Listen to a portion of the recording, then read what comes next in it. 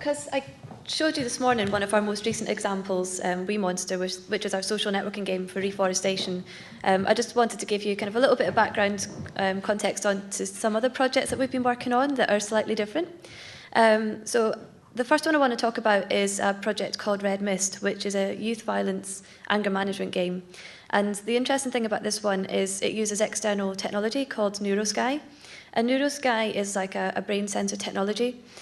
And what we're doing with this is we're using the brain sensor technology to allow the game player to use their emotions to control the game. So basically it's a prison-based game where when you need to get to the next level and you're being provoked by a gang, you have to stay calm in order to progress into the next level. So the technology at this stage it's quite simple. It only detects a couple of emotions, but we think over time this will become a lot better. So we've got a prototype in, well, a concept and prototype stage at the moment. And then if I just roll the video, I've just got a small 1-minute clip to show you.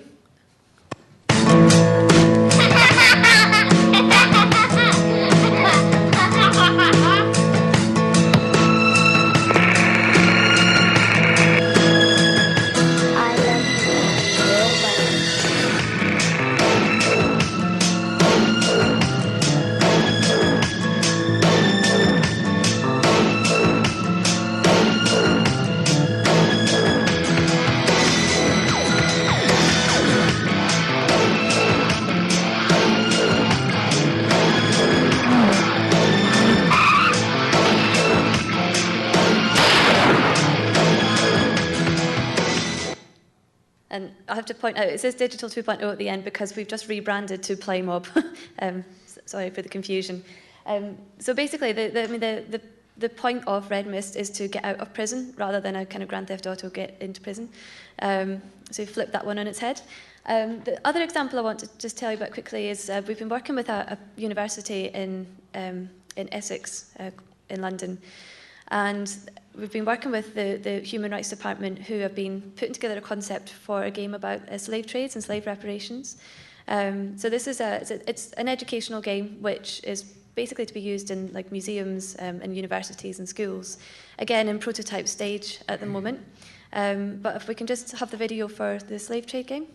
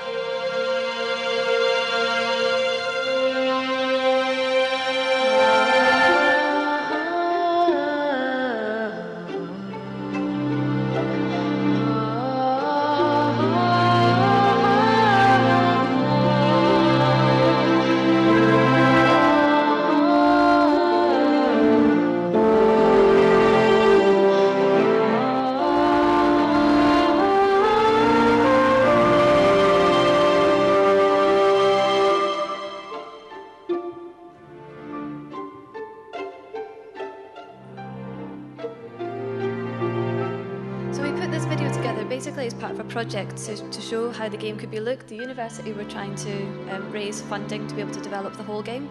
So they wanted something interactive and visual. So we've got an interactive version of this that they can take out and show to people, and also just the short video which they were able to kind of take it forward as part of a business case to try and raise the funding to take it to the next level.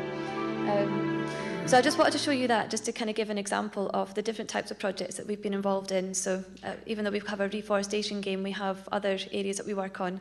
We worked with the subject matter experts and people who have the content and know about the issue and wrap this content into fun and engaging gameplay and use platforms that make sense for the audience that they're trying to reach out to. So I hope that gives you a flavour of what we do, and I'll pass you on to our next speaker. Thanks, Jude. David?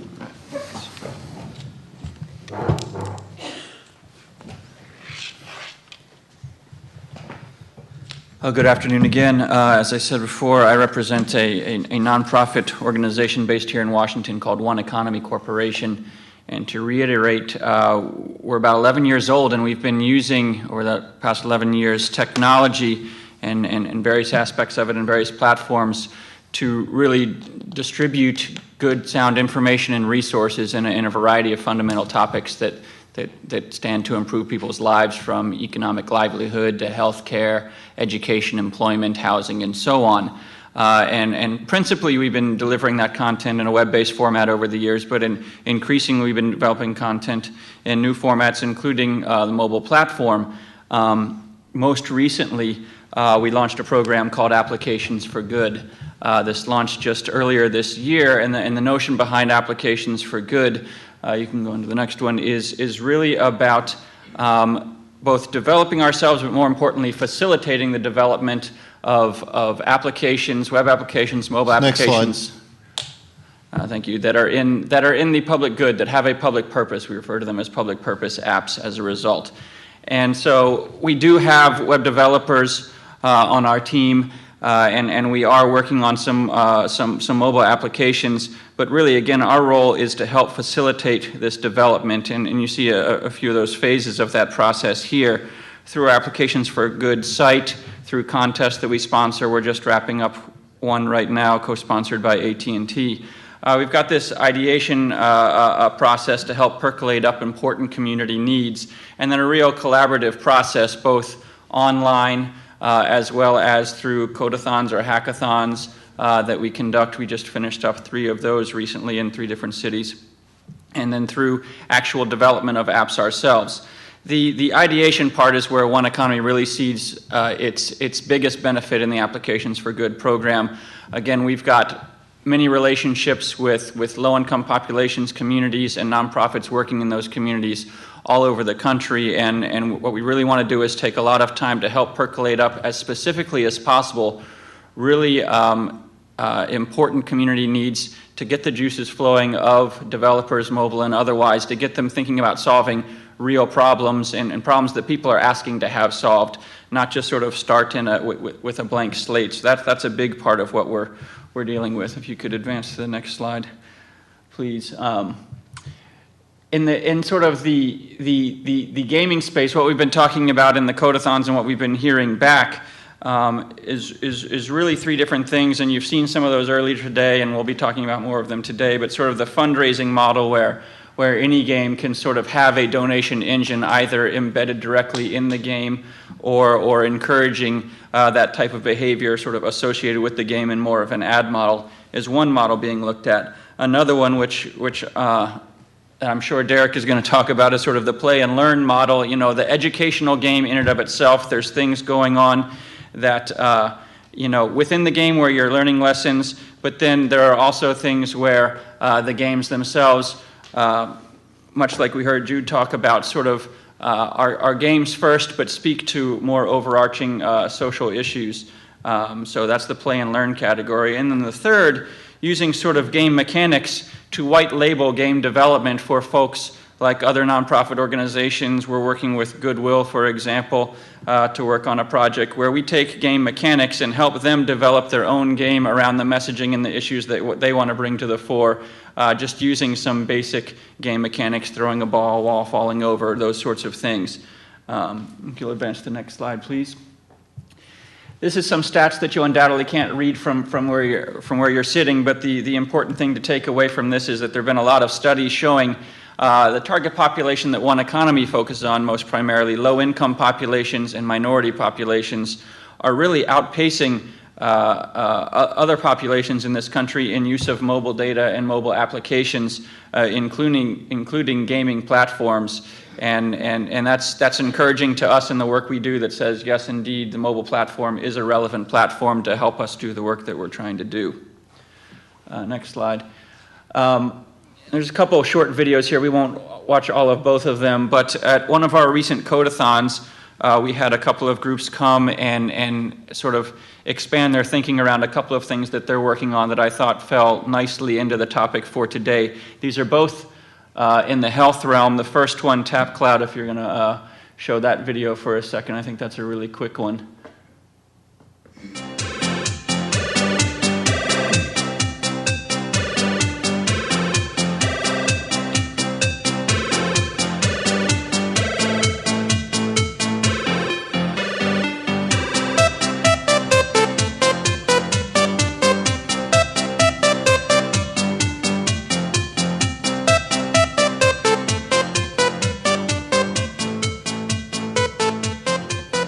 TapCloud obviously takes an interactive, out in the environment type of approach to exercise, giving people an incentive to go out there and play this game that they play through the camera on their mobile device and count calories while they're doing it. The second one, the video is going to be actually from one of our Codathons and showing a short presentation of this group that brought this app for further development in the Codathon. Very similar vein to TapCloud, but I thought this was a fantastic idea. We'll just show a little bit of this video.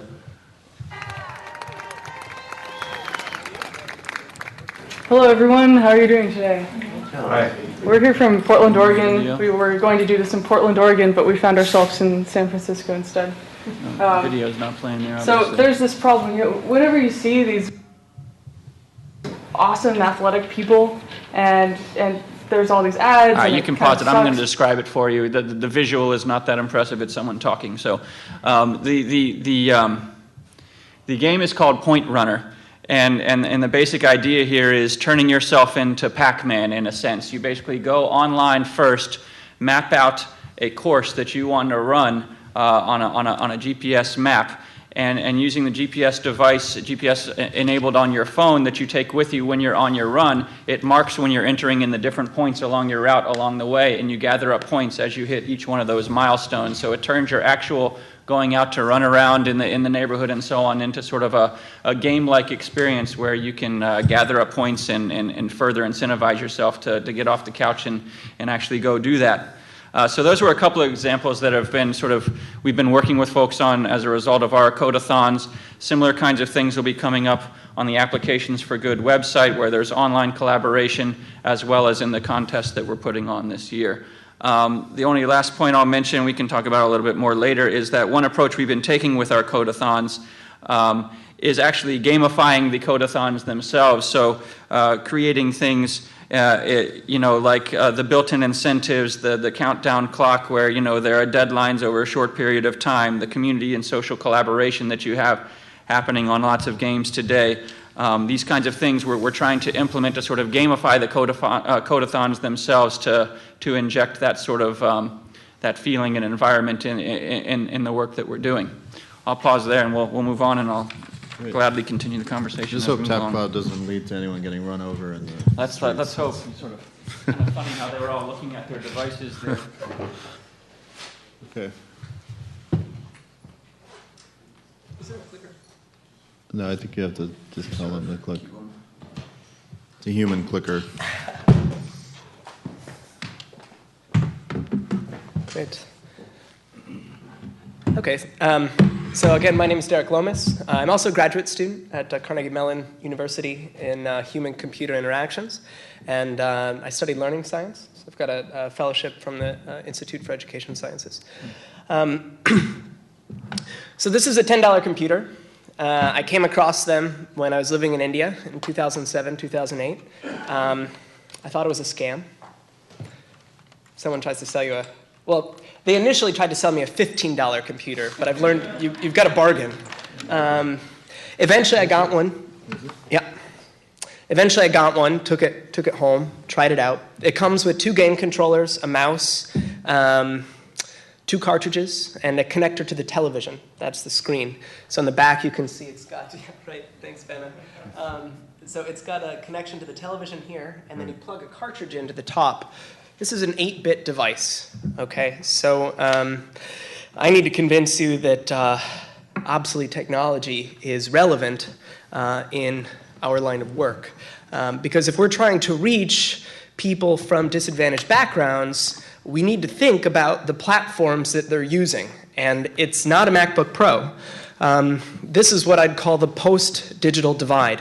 The digital divide has largely been crossed. No longer can we say statistics like half the world has not made a phone call.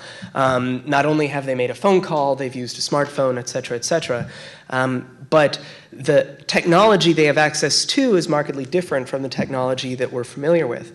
And so we need to think backwards a little bit. And we need to think about the kinds of platforms that they have access to and the kinds of content that we feel would make for enriching valuable experiences for them. So PlayPower is oriented around economically transformative games.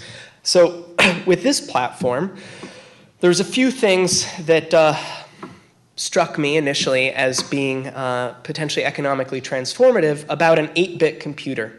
Obviously, they're not going to be accessing anything on the internet. There's huge technological constraints for creating content on this. This is equivalent to an Apple II. But I grew up with an Apple II computer, so gosh darn it. So there were some great learning games on the Apple II for learning typing, for learning math. Number Munchers was a great game. Carmen Sandiego, a geography game. So those served as inspirations for starting this. So I just want to go through a couple slides here. First of all, to show, this is from a study that we did in India in 2010 with 3 of the games that we developed.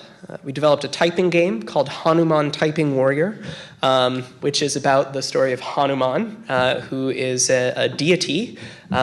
Hinduism is a pretty tolerant religion, and there's a cartoon character, Hanuman, and actually the game idea came from a set of workshops that we ran in India. These ideas came from Indian students who came to our workshop and helped ideate through these games. And the idea is that most games are made for Americans and Europeans. There's very, very few video games made for common people in India or other developing countries. So by taking a character that's on television for millions and important to these people, and respectfully interpreting the cultural narratives in these societies, there's some great game mechanics there. So this particular story is about Hanuman searching for a medicine that will save Lord Lakshman's life, who's been attacked by Ravenna. And he needs to travel to this faraway mountain and find this medicine. So in the game, students, they type the story, and it progresses the character. He encounters different obstacles and has to beat them. If you don't type fast enough, they strike back, and it's an engaging game. And you get to the end, and in the story, he couldn't find the medicine, and so he picks up the whole mountain and flies it back.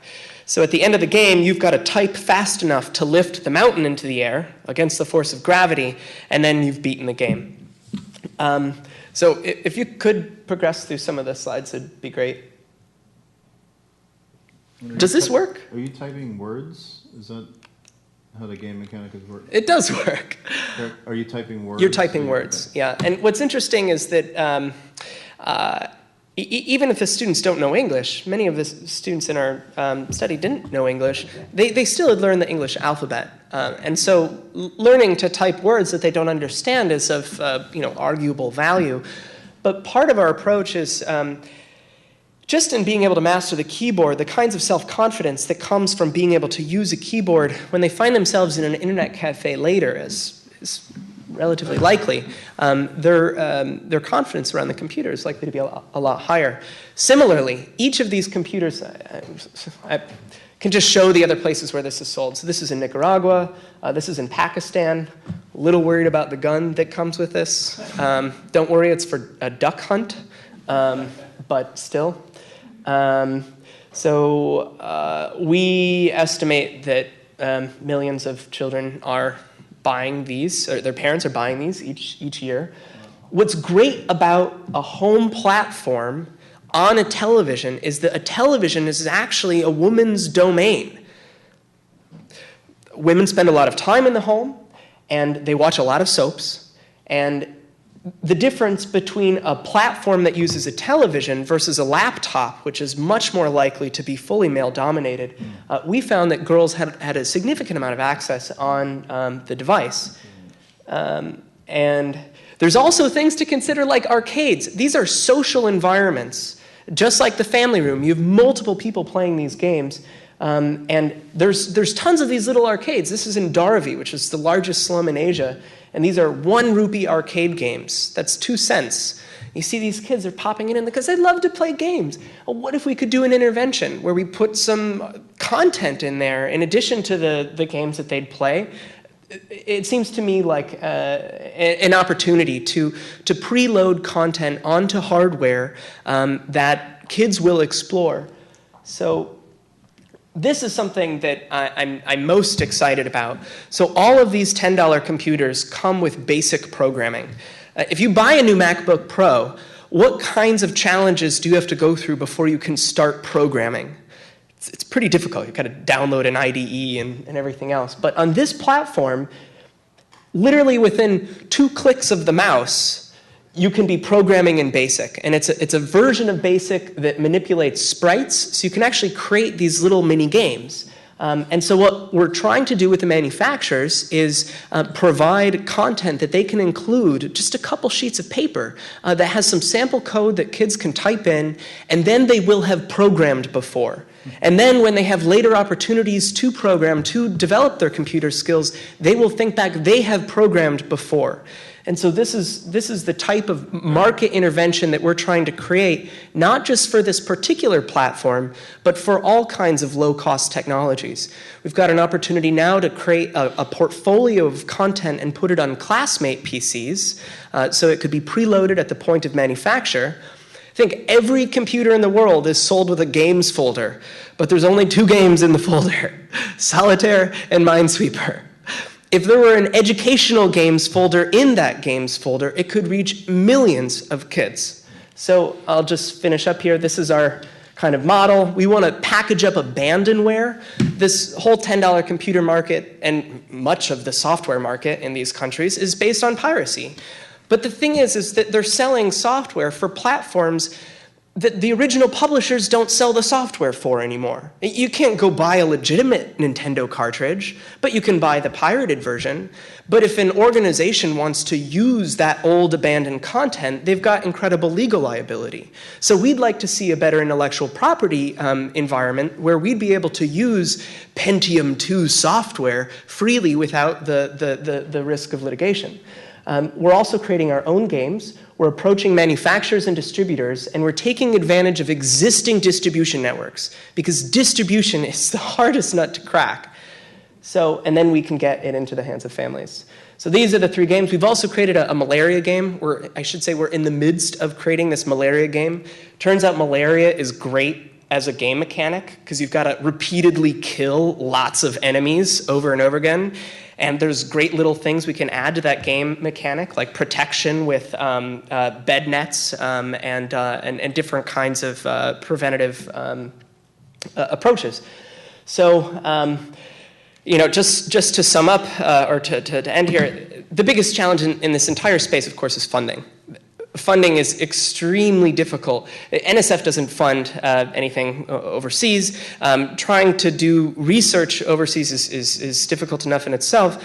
But I would just pose it to the audience that in most societies, we expect the government to pay for education, at least in the primary years. And this is something that I think requires some kind of international collaboration around the creation of digital educational content. Because there's no agencies that are really funding digital educational content. And it's great to make these little prototypes and everything else, but until there's a real market, until you can have small businesses that's creating innovative content and has a market for distributing this stuff to, it's extremely difficult space. So that's the end. So thank you. That was great. Okay. So let's jump in. That was a pretty inspiring little talk. On it, I just want to ask you a couple of questions there. Who makes this Who's the actual manufacturer? There's actually dozens of manufacturers of this. Okay. And the original manufacturer, so this is based on the 8-bit 6502 chip. It's been around since the 80s. Nintendo, Apple, Commodore 64, they all use this 6502 chip. But now, again, the hardware is actually in the public domain since the Right. patents have expired. And so Right. there's dozens of manufacturers. So there's also these ideas around, there's game mechanics in everything, in all aspects of life. And so that's one of the kind of key insights in social gaming that I was able to, learn from a lot of people who are much smarter than I am. In many ways we're driven by those incentives. And one of the first things I thought about when I saw this was, the accessories like the gun and so on, the attachments could actually be, you could create new ones that you have to earn, right? So you could actually institute game mechanics where, because the game mechanics don't have to actually just be in the digital space, they can actually be in the physical space, so that you can earn a new gun or a new attachment to this device. And I think that's quite interesting, because there's the idea of earning the virtual goods, and then there's the actual earning of physical goods. The other thing I thought was really insightful was around the women's space, and that's a key difference that I haven't actually seen before, and I'd like to dig into that a little bit more, of how you think that could be leveraged. And the first thing I thought there was around actually making this a microfinance type of business, that women, instead of these kind of electronic shops, it's women selling these, and they begin to spread the games as well, so they actually earn things by helping to get these distributed, and then the follow-up with the children and the mothers, and all of that could create quite an interesting network. And then the final comment is, I just came back from Uganda. I was there with Invisible Children, and I was in the middle of this village in the middle of nowhere, and there was a little baby who was is not more than 1.5 or 2 years old, and he grabbed my friend's camera, and digital camera, and he wanted to play with the digital camera, but when he took the camera, it's in the middle of nowhere, he took the camera, the first thing he did with it was this. Right, and to him, that was such a moment of clarity for me, that we're in the middle of nowhere in Gulu, in this extremely poor village, and that little 2-year-old sees a digital camera as a mobile phone, and so that's the only aspect of this that I question, and I want to kind of open it up for discussion as. Should your energy and the creative talents of people in this industry be focused on mobile as the platform for computing, because these are the Apple IIs of this generation of the entire world, and this is obviously the most advanced one, but essentially in the next 5 to 10 years, this will have more computing power than our current computers, and so. Does it make sense to just focus all your talent on mobile as a platform, or this kind of 8-bit model? Well, just to clarify, we're doing both. So we're also developing a set of games. We actually recently won the National STEM Game Competition for a set of games that we'll be releasing later this summer on the iPad and iPhone. Okay. One of the challenges with low-end mobile phones is there's so many different platforms, so you can only create for one platform at a time, and it's expensive. So here, at least, the platform's all the same. But yeah, I mean, use what's out there. I want to riff on something you're saying about the 2-year-old using the technology. Yeah. I've got a 2-year-old, and man, does he use technology. And I think it's something to consider, just kind of how, sure, I had Apple IIs growing up and everything, but it's extended so much younger, and it's such an informal space, I don't know. The mobile phones certainly are used by every parent in the world to get their kid be quiet for a minute. So What's interesting, though, is that mobile phones, in terms of UI and user experience, there's been an incredible advance in the last, since really the iPhone came about in terms of actual usability. And so you look at, my little nephew also is around 2, and I got him an iPod Touch. It was the same interface as an iPhone. And in a matter of minutes, he had mastered the entire thing. I mean, he was playing every single game that, some that I had created, some that he was interested in, and that's exactly right. And there's kind of the idea that the actual advances in the soft areas of user experience are have untapped potential for spreading and democratizing kind of access, not just in terms of demographic access to technology, but also by age. I mean, the earlier you can reach a child to use that kind of technology, the more transformational that is for their lives, because it's part of the fabric of their lives from the very beginning.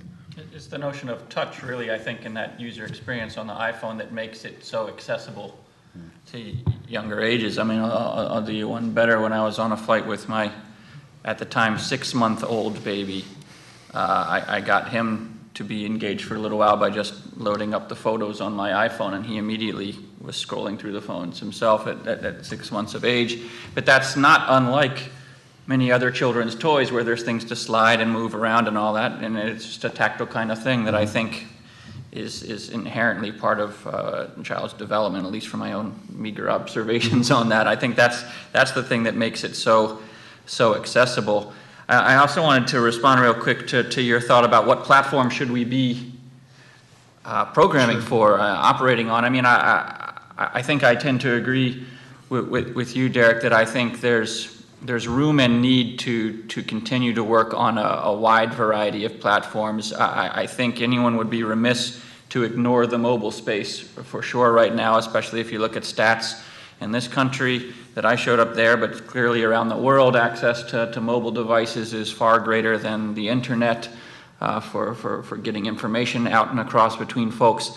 But it's not always the latest technology. Certainly in this country, households 35,000 and under are about 80% still on feature phones rather than smartphones. And so if you want to be effective in communicating in that space, you need to consider that. I also like to think about it in terms of using the right tool for the job.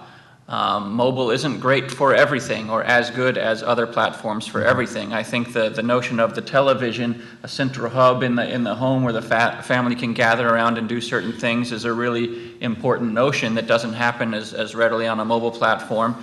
Same thing with a computer accessing the internet. I wish everyone could access the internet because there are certain things that's going to be way better at. In the realm of the kinds of things One Economy works on, for example, in family budgeting, we've created a family budget tool many years ago, and that's ideally suited to be created on a computer or access to the internet and so on. But if you want to track your spending on a day-to-day basis, a mobile device is going to be the right tool for the job. You got it with you everywhere you go.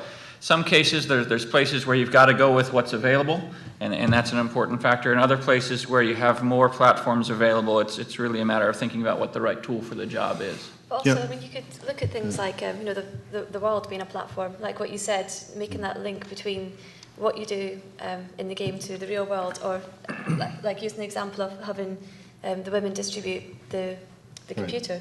I mean, we had a discussion this morning about that. I mean, I guess there's some elements that we wouldn't want to include, like the toll road example.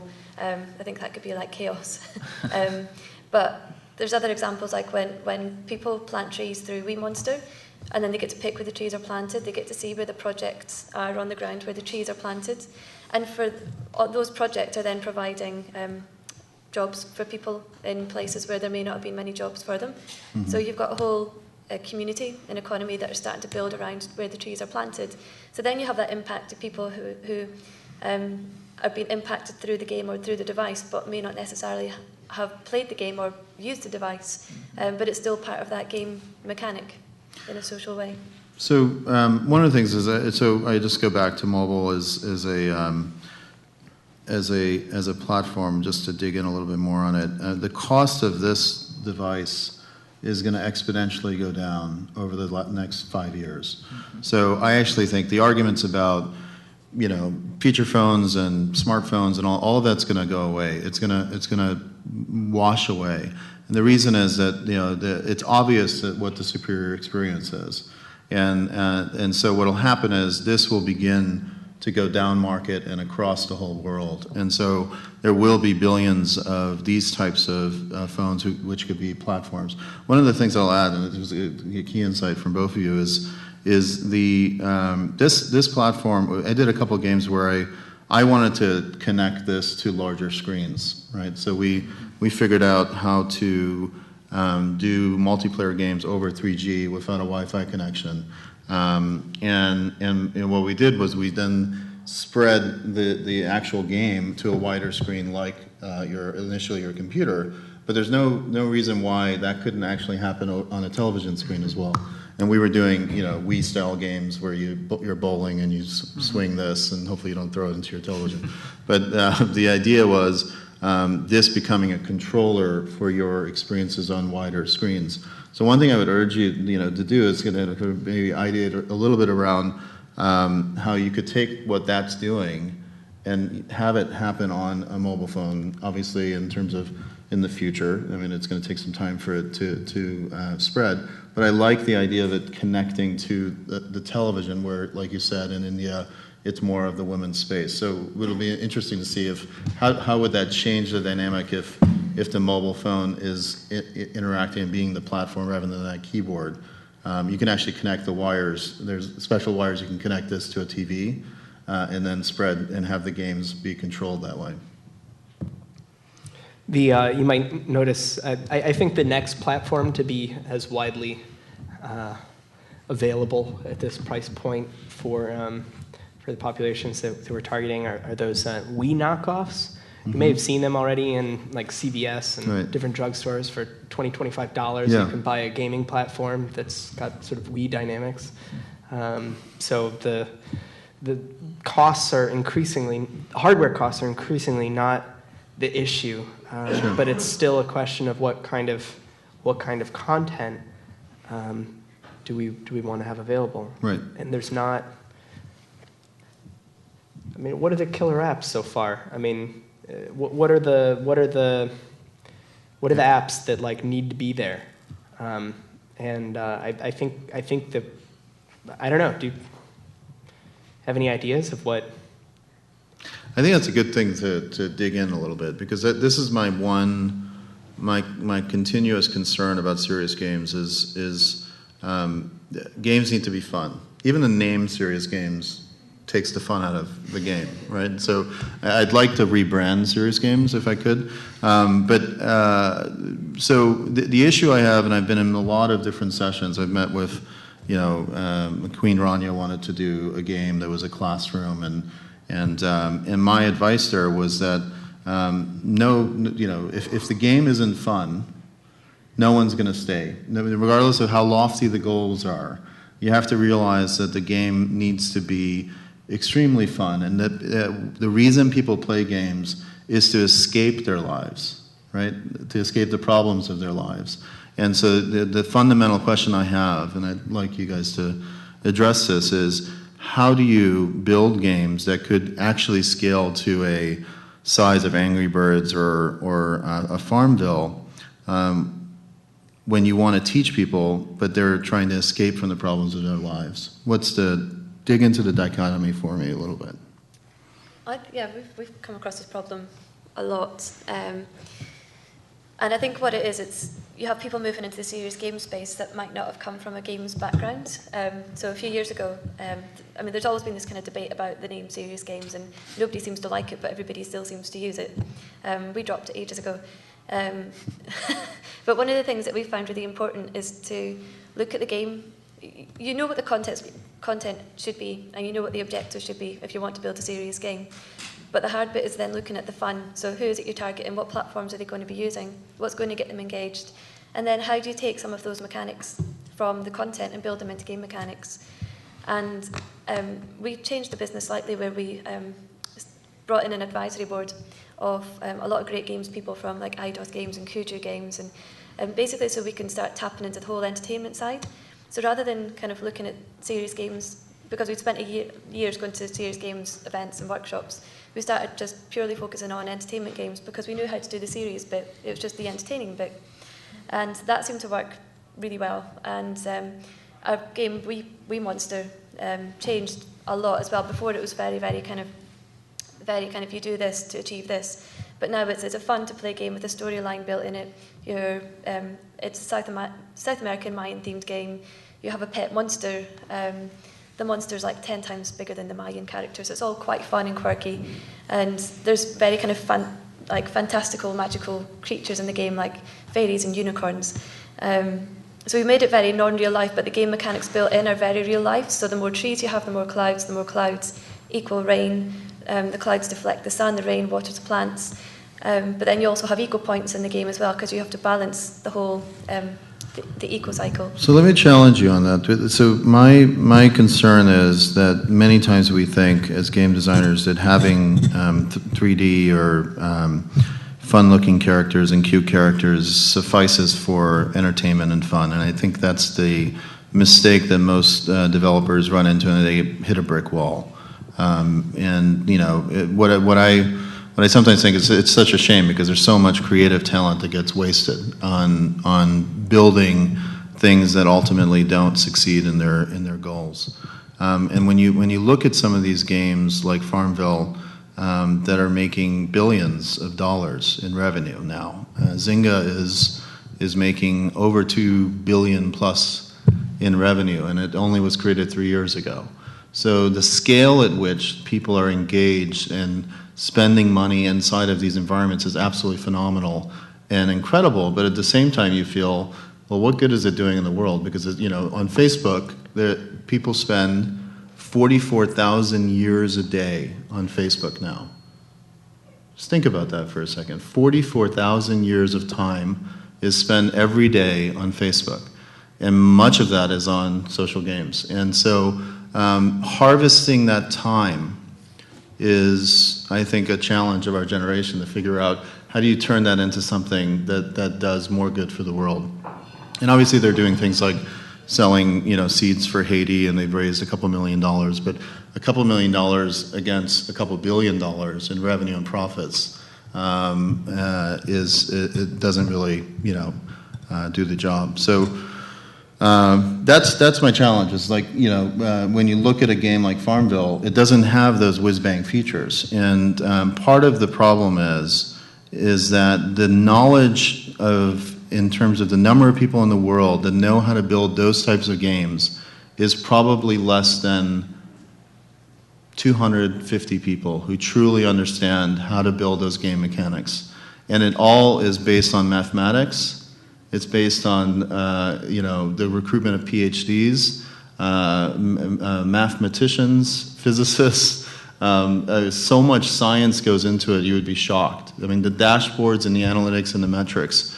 And so that's where I think the untapped potential is that we don't have the marriage of creativity and science coming together to do what companies like Zynga are doing, but do it for changing the world. So that's we're launching our games on BrainPop this summer, and we've got a system that allows us to run different experimental conditions of the game. So in one version of the game, we've created it's called Battleship Number Line, and you're trying to sink submarines and battleships by estimating numbers on a number line. And we've got all these questions that come up during the design process, like how tick marks on the number line affect students' performance. Maybe they do better, but they don't learn as much, etc. And there's literally dozens of different changes to the design that we think will have an impact. And so the system that we're building allows us, once we have an online population that we're getting through this teacher-oriented site, BrainPop, we'll be able to randomly assign different groups of players to different game conditions. And because we've got embedded assessments within the games, we're able to measure learning within the games and the amount of time on task. So this kind of infrastructure, I think, is really important because everybody needs metrics for evaluation. Everyone needs to demonstrate the impact that they're making. It's one of the things that, is the reason why I'm not only focusing on this platform, because it's extremely difficult to get metrics about performance for things that are out in the world. But when you're using mobile platforms and when you're using online platforms, you're able to collect an enormous amount of data, and that data can be used to argue for your impact, argue for further funding, but also be used to improve the games in an iterative process. And I'll throw out one other salvo towards funding, which is that it's never iterative. They always give you the money, and then they hardly look at what you made at the end of it anyway, and then there's no room for iteration. And so there's so many experiments, so many things that have been made, but there's never any realization of the fact that there's always lessons learned, and there's such a need for iteration. Yeah. The platforms change, the trends change, so many things change. Unless there's products created and a secondary cycle that allows them to improve, I think it would be dumb luck for things to be super successful. That's an extremely important point, Derek. I think one of the things we talk about is it's okay to fail as long as you're failing fast, right? Just fail fast, and iteratively you'll get to some kind of aspect of success, right? And so just so on the point of the incentives, part of what you're talking about is just giving a developer or a company a grant or money is probably going to guarantee failure, right? You want to have more incentive-based ways of actually creating these companies. That's more of like a Y Combinator model, right? Because there's nothing wrong with doing well while you're doing good, right? So that's so finding a Y Combinator kind of, maybe you could touch on some of the coding contests that you do and what you've learned from that, both from its successes and failures. Well, we're barely sticking our toe in the water at this point, so I don't know that we have a lot of history to report on. I just wanted to touch on this larger point that I think you're making. I'm not sure, as great as it would be, that the goal should necessarily be create a serious game or a purpose-based game that is as successful as Farmville or can compete with what I'm playing on my Xbox or something like that for amount of fun or amount of time even I want to spend on it. I think in the public purpose space, I think there's a lot of different things that provide incentives for folks. Mm-hmm. And I think all of those things need to be looked at because you're talking about needing to escape from everyday problems, and that is, I'm sure, a big impetus for a lot of people playing games, to not worry about the bills or not worry about school or not worry about something. But I think there are times when people do face up to the realities of life. Maybe it's a slightly older demographic, but for us and the people we work with, sure, it's no fun worrying about the debt collector or worrying about your diabetes or your special needs child. But there are things that you do have motivations to work on, and if we can find ways to help people work through those issues that they're already motivated or near motivated to deal with in a way that is more enjoyable, that's more accessible, I think that's a really laudable goal and something that should be spent more time. The two things I showed, I'm not taking credit for either of those things, but I think they're really nice examples. There's a million health apps out there, a million health games out there, and from Wii Fit on down the line to mobile things. Anything that just helps your daily run be a little bit more fun, gives you that extra little bit or some social aspect of it to where, you're showing off to your friends how far you went or what points you gained. I think that's an important goal, and it's not always necessarily that this has to be the direct competition with the most popular game out there, I don't think anyone is saying to be, create a serious game that is the same scale as Angry Birds or would be great though, or Farmville. It would be great. I mean, maybe one person will do it. It's kind of winning the lottery, but I do think it's a false premise though to compromise engagement goals. just because you're trying to do some good. I think that's a false premise, and I think just compromising to the point of saying, oh, we've got these goals and we're gonna use standards that the best in class in the world would use to create products is not acceptable. I think that's a false premise, and I think it's probably the reason why the framework for creating most of these types of experiences has led to suboptimal results. So,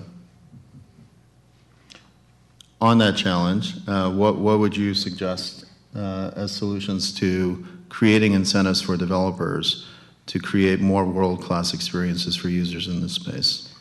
Well, I think in some cases, as dumb as this answer may sound, I think there are built-in incentives in doing good. I think in our own organization, just to broaden it out a little bit one more time, I mean, we've attracted a lot of really smart people to work with us who have come from really lots of top-of-market companies around the world and said, my own psyche tells me it's time I do something a little different, do something that I go home and feel good about. And I think in the developer space, there's a lot of folks for whom they're sort of toiling away for this company or on their own or what have you, doing things that to the rest of the world are very complicated, and their friends or their family don't really understand what it is they're doing behind the scenes or how it works, and they're not getting full credit for the incredible nature of what it is they're working on a day-to-day basis and how impressive it is and how hard it is to do. And given an opportunity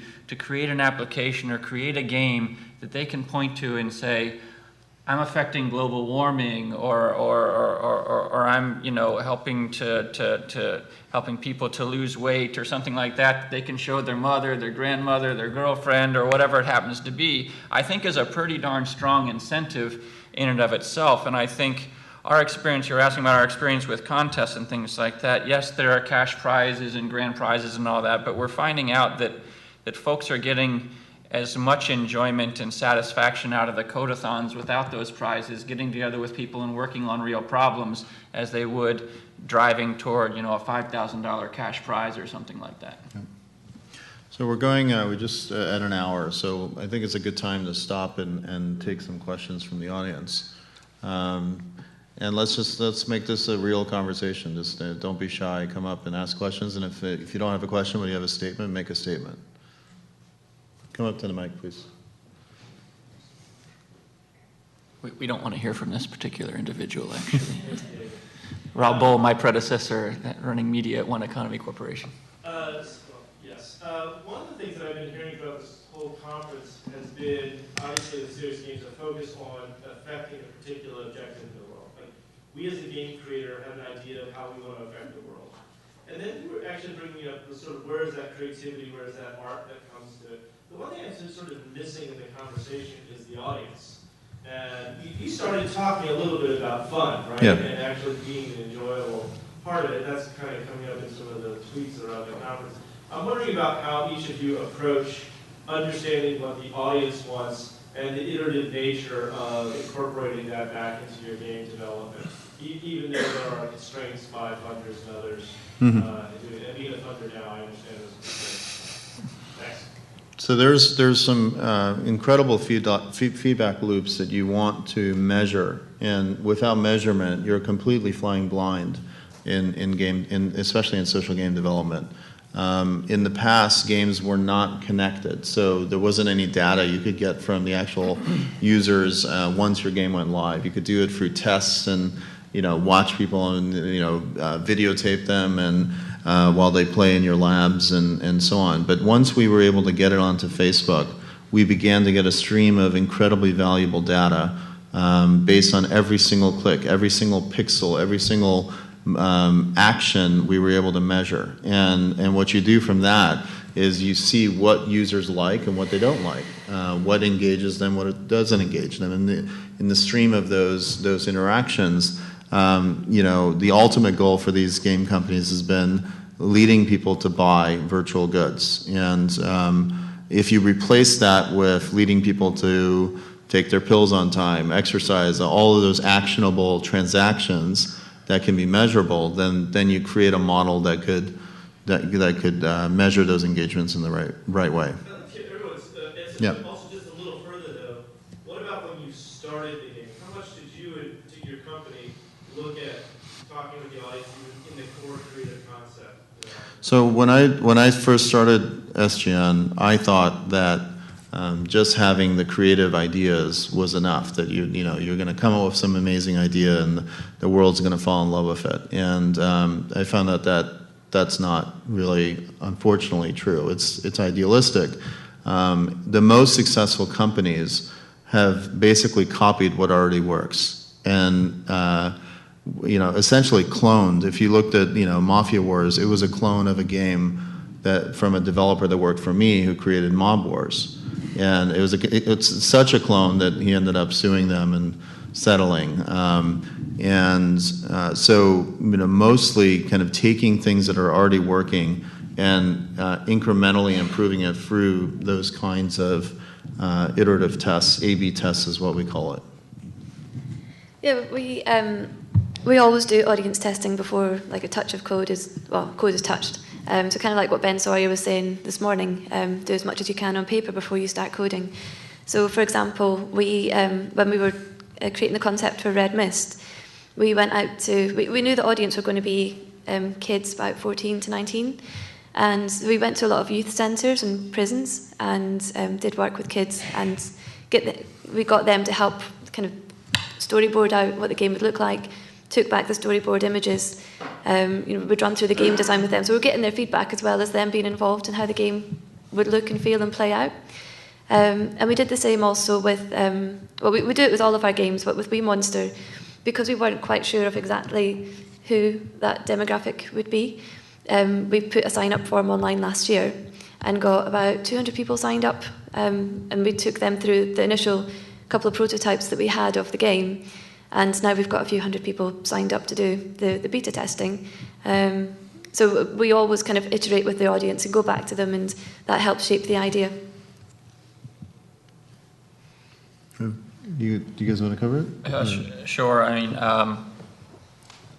for us, and again, games is just a tiny piece of what we're working on, but in the space of just general content development, application development, and so on. As I said at the outset, for us, a big part of this is trying to bring some of that community-based intel to the folks who are going to create the applications and do the development, thinking that we are, through our community-based work over the last decade, are a little more in tune than the broader development community. That may or may not be true for any given developer, but we have a lot of different tentacles into the community through different on-the-ground programs we're running in partnerships with nonprofit organizations, and especially of late with our application development process, we're taking real case studies, real focus group results, real survey results, and massaging that into sort of one-pagers, white-pagers, and so on that become foundations for need statements about what might be developed. We don't take it so far as to then say this is how it should be developed, this becomes the idea, or anything like that. We leave it to the individual developers to sort of follow that through, but we feel like if we can percolate up what our real and specific community needs, we'll be doing a service to this process. So just real quickly, we did a series of workshops in India and Brazil to come up with our games. We also did a 40-family ethnographic design study in India, and from that we found out that what the kids wanted in the malaria game was to use the light gun to shoot the mosquitoes. And I'm pretty sure that if we followed their advice, it would be a really popular game. I don't know if the funders would go for it. Even Bill Gates did that at TED. He zapped the mosquitoes with lasers. So, that's great. So I want to challenge one assumption that I heard here about games have to be fun. Okay. I mean, first of all, playing games even before digital games, I had some chess games that were not fun at all. Super frustrating, very challenging. So I'm wondering if there's another word there that is maybe more, accurate for what we're doing to players when we communicate with them. And I think that that leads to my question that I would like to hear your comments on. If we're really becoming a mature media and becoming a bit more than entertainment, can we see games that will make you cry? And can we see games that will make you sweat or, think really hard about something or change your perspective? Just like, we have documentaries with objectives that do that. We have books with objectives that do that. Games make me cry. There's a lot of people that cry and also in frustration probably cry at games. So on the chess point, you can stay at the mic for a second. Why did you play the chess game? I think it was a lot about the competition, and I think it was a lot about making progress and level up. There was nothing in looking back at that experience, there was nothing that I could say. It was just like this pure fun thing that, we used to think and to equate games with. So what you're touching on is another emotion it's aspirational. You were aspiring to be amongst the best chess players. And so in kind of the vectors of what makes people play games, the aspirational aspect is a really incredible human mechanic that's in all of our lives. Like every single goal we have in our own lives is some fabric of our innate desire to be something, to want something, to be a part of some experience. I don't think that the aspirational side is that different than the fun side, especially if you actually achieve your objective. There's something even what seems like one step below the aspirational, which is this momentum that seems to get created on especially on some of the social games that we've all seen on Facebook and so on. Not to out progress, right? Yeah, my poor progress. wife. It's like she looks at these games like chores. It's like she's got to get online and do such and accomplish these 4 things before she can go to bed at night. It's like, why do you continue to do this? She's clearly not sitting there having great fun. It doesn't even really seem that aspirational. It's like she must continue. Right. I don't know what human nature that about the momentum, but that seems to be part of it as well. That's a good. Look, momentum, progress, aspirations don't have to be lofty, right? Right. So, could you repeat the other part of your question, because I got focused on your chess point, and it was a really good one. The last thing you Yeah. said, I would claim that it sounds like great therapy, like progress and aspiration, and so that's one point. My other point was around media. So can games get to the point? Oh, yeah. We really look at them like movies, that there is a range of emotions, Yes. range of audiences, and it's not only, again, fun for young adults. My heart was broken in my SGN experience, and I love the experience, the company, and all of that. But the reason it was broken is that I went in with a very lofty goal of creating the Pixar of social games. That was my goal. I wanted to create the Pixar of social games that would make people, have those experiences that you would have coming out of, Toy Story and all of the great Pixar movies. And what I found was either the market's not ready for that yet. The current market, as you were talking about with your wife's experience, is very focused on very discrete experiences and achievements. And so the room for these kind of inspirational, unbelievable experiences is not yet tapped.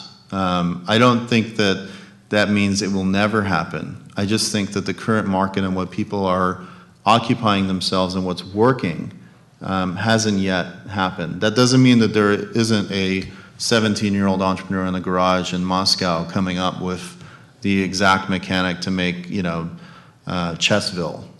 So. That sounds awful. So let's keep. If you don't think games can make people cry, you haven't seen the Pittsburgh Steelers lose a game. No, I think they can make it. But the key insight in social games, and I think this was the reason I did it and a couple of other people did it early, was that we realized that people are lonely, and that in Facebook, in the social graph, we could actually make people play games together again in the same way that we did when we were children. And that experience of being with other people was a really, really amazing experience. And so communities of people have been created that are so interconnected together now, so bonded, even though they've never met. And I think that's probably one aspect of kind of adding the social to learning. I think there's so much untapped potential in social learning and games coming together in a way that is beautiful, but yet also doesn't miss the ability to learn from the analytics and metrics and the mathematics that it takes to really iterate and learn rather than just throwing up a beautiful idea. I would just add, we delve a little bit into in the creation of other forms of media as well, and have tapped folks in Hollywood to create webisotic series and now a feature film. Sort of observing that process, we've largely been creating dramatic storylines that do make people cry.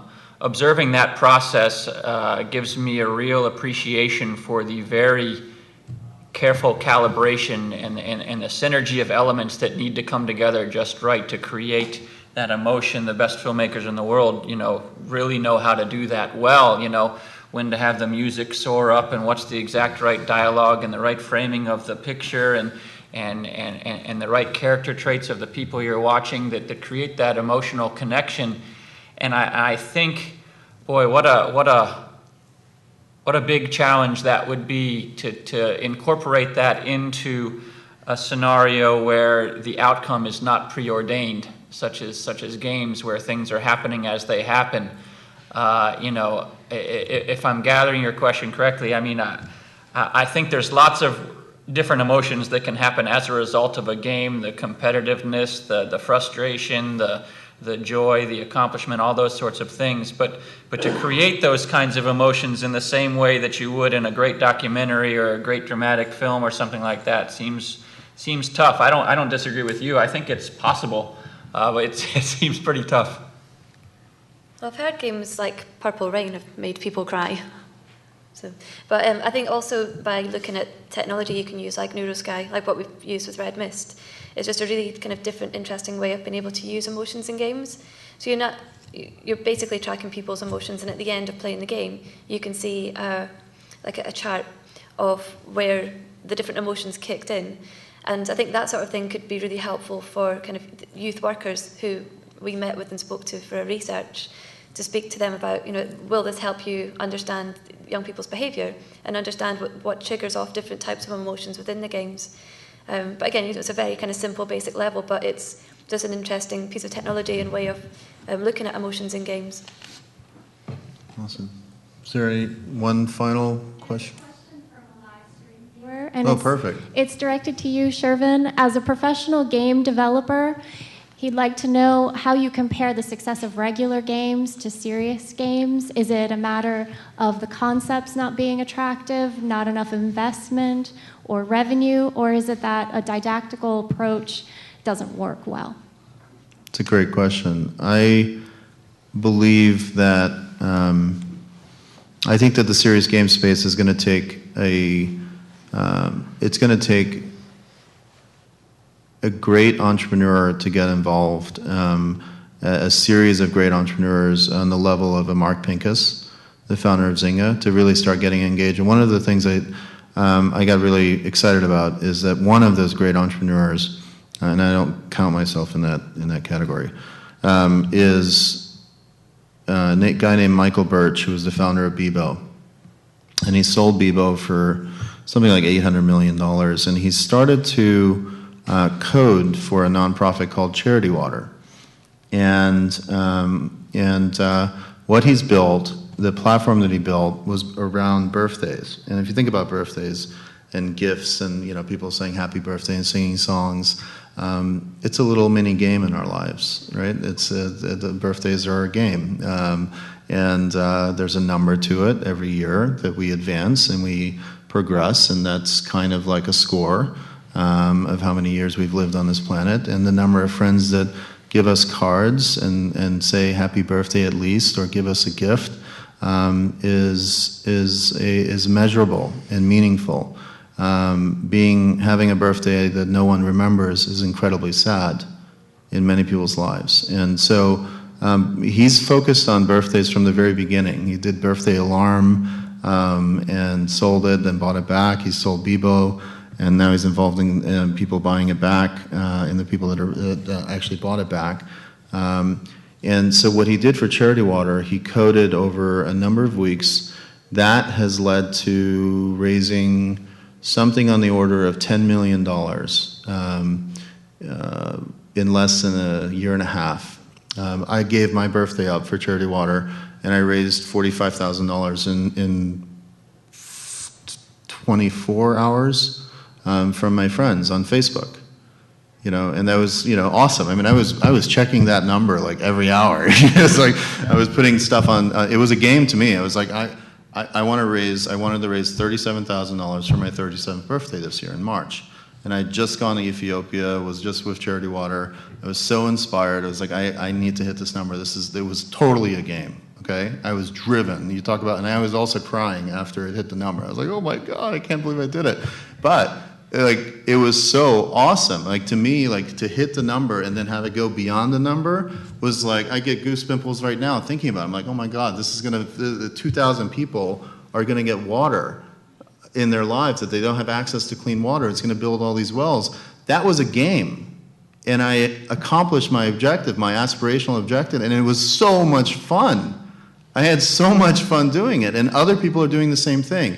And so Michael, back to the question, was basically saying, but that's not enough. And that's the way he is. The way he thinks is like, it's kind of bored now. He's bored with it. He's like, okay, well, that was interesting. What's next? And his goal is, how do I raise $1 billion to solve the access to water problem? And I just got the email from him literally as I was walking in. He's launched an idea called Water Forward. And it's a brilliant mechanic. And I suggest all of you go search Water Forward, Charity Water, etc. And what it does is it creates a book that only, I think, 500 people that kind of are the founders of this book. And it will be a physical book. And again, back to the aspirational. What you do is you sponsor, I think, a number of friends, let's say 5 or 10 friends. So the only way you get into this book is you donate money for Charity Water, and you sponsor 5 friends. They then have to sponsor another 5 friends, right? And so I think what we get lost in, I think that my suggestion for this space is it's not the characters or the cute games or anything like that that I think is where the value lies. It's really in these viral mechanics that touch on what people's souls and aspirations are. And I think Michael will hit his goal with Water Forward. I think he's gonna raise an incredible amount of money for Charity Water doing this. And I think having an entrepreneur like him start to think about this is amazing. We were on a beach together at this little gathering, and he said, Shervin, I want to build a game like Farmville, but to raise money, to raise incredible amounts of money for a cause. And so now I'm starting to help him think about that. But to have the DNA of someone like Michael Birch involved, I think will create a massive cascading effect on the space, because, in the same way that Mark Pincus with Zynga has helped inspire thousands of other social game entrepreneurs, we need a phenomenal game. I know we made the point about Farmville, but we need games and mechanics and experiences that are so impactful that it inspires thousands of other people to learn, iterate, and code from there. That's my answer to that.